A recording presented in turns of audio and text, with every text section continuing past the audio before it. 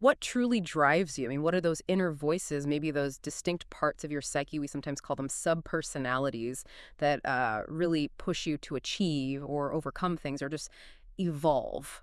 It's a pretty deep question to start with, right? What really is. And today we're actually diving deep into that exact idea, but through the really unique lens of Val. Now, she's one of 10 specific subpersonalities someone created for their YouTube channel. Each has its own videos, its own focus. Yeah, and just for context, the others in this kind of inner team include Addie, Bannock, Devin, Kelly, Kenny, Liz, Mac, Tira, and Tommy. Quite a cast. Definitely.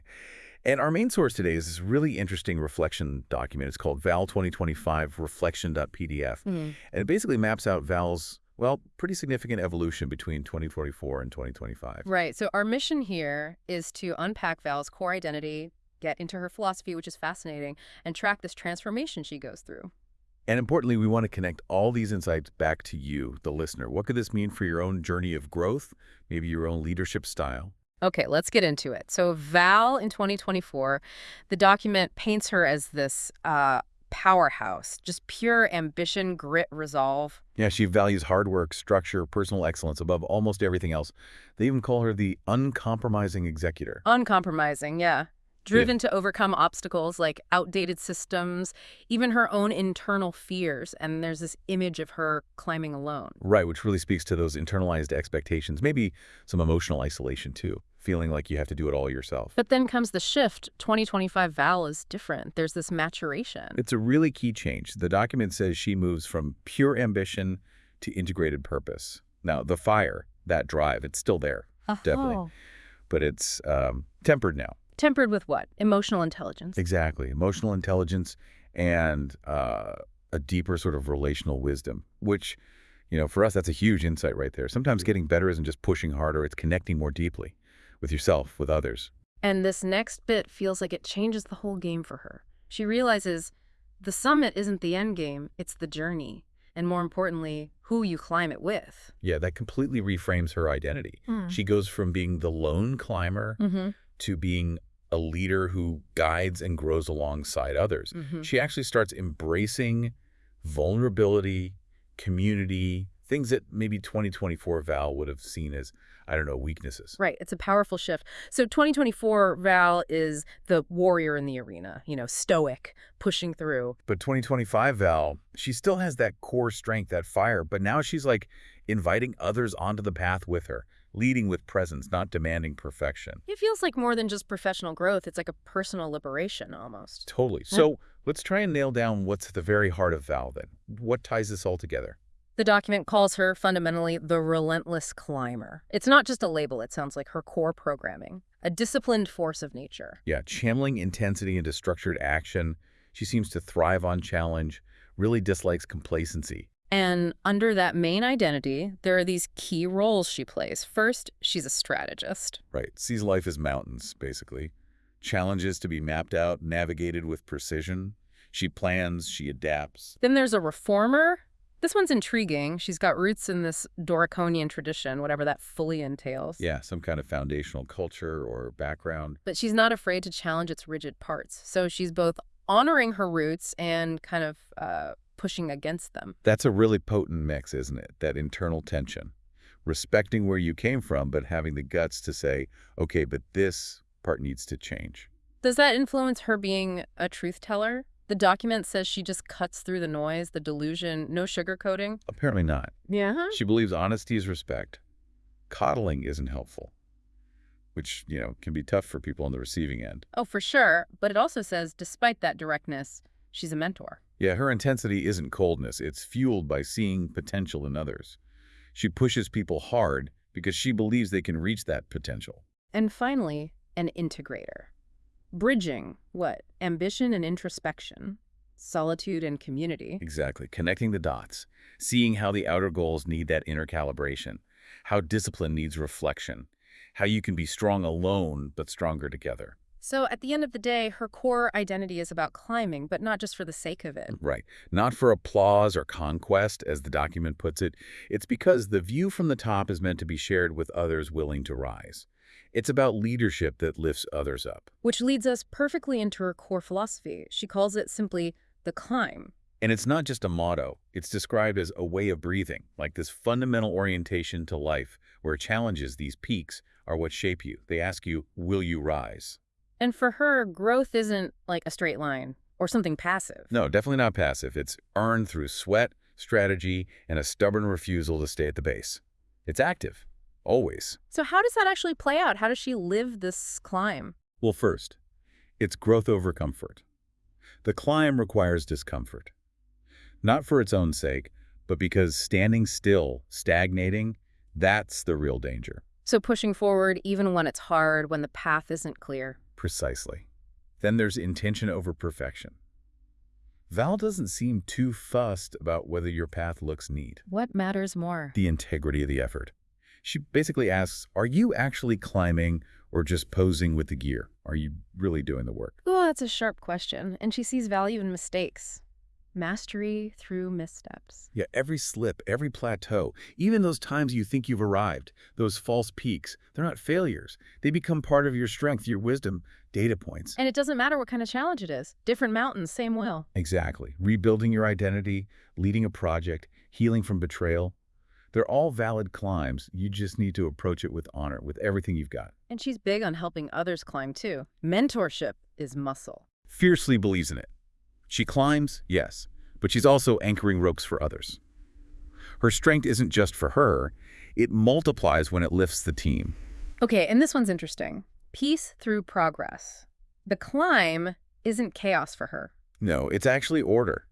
It's about finding clarity through commitment, finding healing through momentum.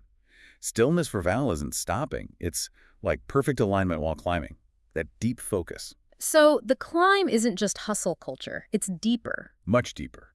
It's about becoming, choosing the mountains that matter to you, refusing the easy way out, the shortcuts, and just rising again and again, not to escape life, but to meet it head on, purposefully. Okay, to make this even clearer, the document uses this great analogy. Val as the executive chef in a top-tier restaurant. Yeah, it's a really effective image. She's overseeing everything, the vision, the execution, lifting the whole standard, creating this whole ethos based on meaning, discipline, excellence. So it's not just about the food tasting good, it's about the philosophy behind it, vision and standards. Right.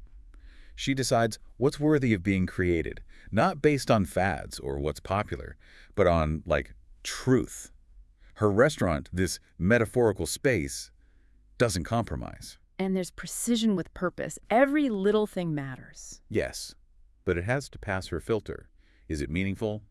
She's called a custodian of integrity, demanding rigor, structure, not afraid to say do it again until it meets that standard. What kind of leader does that make her in the kitchen? Is she just barking orders? No, it's more mentorship and mastery. Think of someone like Devin as her sous chef. Val leads by example. She demonstrates what it means to hold the line, is excellence with heart. You learn by watching her, by being held to that standard. Okay, and creative stewardship, what's that about? She's like the guardian of the restaurant's soul, translating its core identity into the actual experience, the dishes, making sure everything reflects resilience, history, intention, protecting the sacred from the shallow. Keeping it authentic. Exactly. And finally, high stakes, higher ground. When things go wrong, pressure's on. Which happens in kitchens. Oh, constantly. She doesn't panic. She leads with clarity, competence. It's described as leading not by force, but by sheer gravity.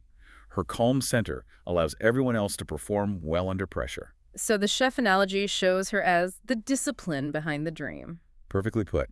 She's not looking for applause. She wants real impact.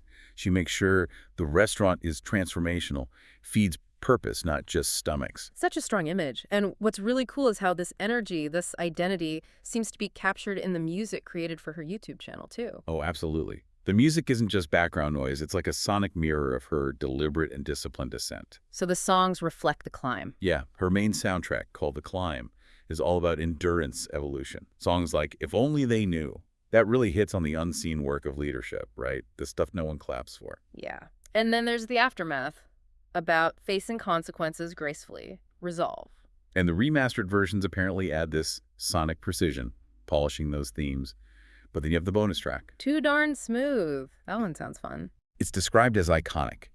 It's Val basically refusing to be bothered by prejudice or judgment, comparing her unapologetic queerness and composure to peanut butter. Smooth, subversive, maybe a bit cheeky, but totally unbothered. Wow, peanut butter. Okay, that's a statement. It is. And it's no surprise, DJ Val is her most viewed song, over 1,200 plays. It channels that magnetic leadership, commanding, energetic, relentless, turning the club into a battleground of respect and rhythm. Music as leadership. Interesting. And it even gets into cultural dances. Yeah, the tarantella connecting to her Italian, maybe those Doriconian roots. Rhythmic, bold, but disciplined chaos. And the tango, that tension, control, conflict, connection, mirroring how she handles leadership and intimacy. So the music is really layered. It covers food and drink, too. Vodka and water, balancing of potency and purity, fierce focus. Grapes and broccoli, luxury earned through discipline, sustenance, and celebration. And animals, horse, dolphin, Komodo dragon. Right. Horse for strength and motion, dolphin for intelligence and warmth, but then Komodo dragon and barracuda, dangerous if you underestimate her, and dragonfly for precision, transformation. Even Dungeons and Dragons themes, barbarian and Goliath. Yeah, symbolizing raw power but controlled. She's not a berserker. She's a storm that chooses where and when to strike. That's quite an image. And the songs tackle difficult emotions, too, like anger. Yes, but as controlled fuel for justice, not just random destruction.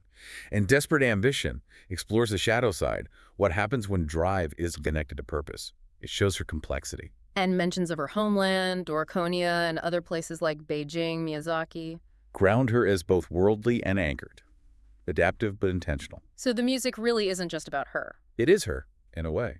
Reflecting her resilience, her refusal to shrink, her demand for depth, reinforcing the climber, the leader, the one who lights the path. Okay, let's talk about her growth again. Comparing 2024 Val to 2025 Val, the big theme is refinement. Yeah, definitely refinement. 2024, Valantic, powerful, driven, intense, but maybe some volatility to her fire. Passionate leadership, but sometimes isolating. Fierce ambition, maybe a bit rigid sometimes. The 2025. That edge gets honed into precision. She's less just a raw force, more a strategic guide.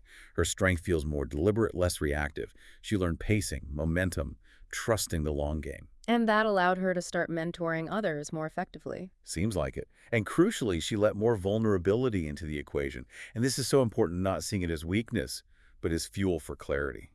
How did that change things? Her anger became focused energy. Her drive became disciplined action. Her fire became a controlled burn, sustainable. It didn't just make her writhe higher. It made her foundation stronger, made her impossible to shake. So how does this refined Val show up for others? For you, the listener, potentially, what's her interpersonal role? Well, think of her as your inner trailblazer, your strategist, your enforcer of integrity, the part of you that keeps the mission aligned with your core values, especially when things get confusing or tough. She's a clarifying force. Exactly. When other parts of you might hesitate or want to compromise or get bogged down in doubt, Val is that inner voice saying, no, we go forward anyway. She cuts through the emotional fog. Not to ignore feelings, but to refocus on action. Right. Pushing you to be really honest about what matters, what's worth the struggle, what are you truly willing to fight for. She sounds like she's about momentum, not comfort. Definitely. She won't let you settle. But she's not just a taskmaster. When you're exhausted, feeling like giving up, she's also the voice reminding you why you started this climb in the first place, reigniting that spark. How does she compare to, say, other subpersonalities mentioned, like Devin or Addie? Good question. The source contrasts them. Where Devin might help you steady yourself during recovery, and Addie might lift your spirits with optimism, Val locks eyes with your potential and says, let's not waste it. Wow. Direct. Very. She believes in your capacity to rise, even if you doubt it yourself. And not just for you, but for the people you lead, the things you create, the impact you want to have. So her purpose isn't to make the world easier. No, it's to sharpen your edge, so that when it's time to act, you do it. With purpose, with direction, and with zero hesitation. Okay, so summing up Val. She's the summit and the storm, both the goal and the force needed to reach it. Yeah, she embodies that climber's grit, the strategist's clarity, the leader's fire. Her goal isn't necessarily to be liked. It's to be understood, respected, and remembered for building things that last. Momentum, mastery, meaning. She holds the line, and she shows that discipline. It's not a prison, it's a kind of love, a commitment to your best self. That's how the reflection puts it. And resilience isn't just about being tough. It's about choosing to get back up, eyes open, heart intact, no matter what. Life doesn't have to be easy. It needs to be honest. That feels very Val. Absolutely. So for you, the listener, Think of Val as your inner standard bearer, your compass, that unapologetic drive inside you. When others stall, she climbs. When others question the effort, she just keeps going. And when you finally reach that next peak, maybe exhausted but definitely more awake, Val's probably already looking towards the next one. Because, as the source says right at the end, for her, the view isn't the point. The climb is. So the question we leave you with is this: what climb are you on right now? And how does maybe understanding Val's journey shift how you see your own path, your own drive, and who you want climbing alongside you?